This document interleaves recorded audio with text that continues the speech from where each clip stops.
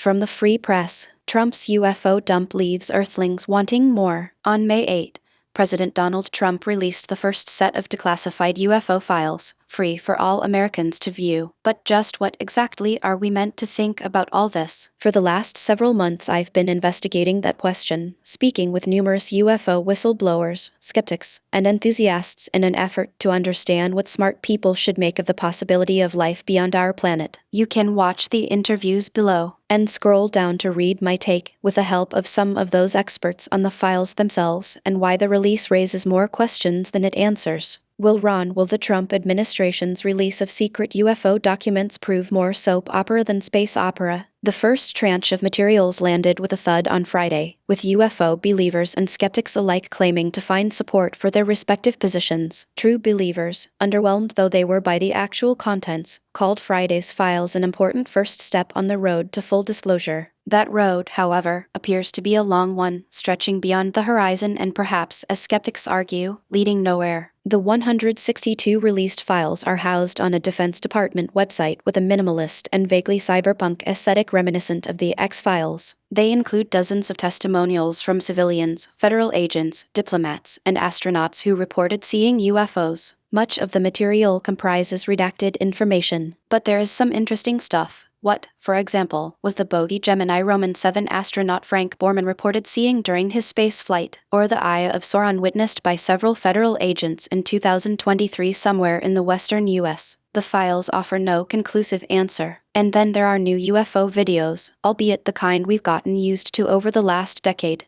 Grainy, squiggly shapes in black and white that appear to move quickly. In one video, an orb navigates 2 fields of sea-based wind turbines like a slalom course. Balloons don't do that, retired Rear Admiral Timothy Gallaudet, one of the most outspoken proponents of the existence of aliens, told me on Friday. I grant his point, but could it be any number of other things, including a drone? Sure. In other words, do we know any more about UFOs than we did before the release?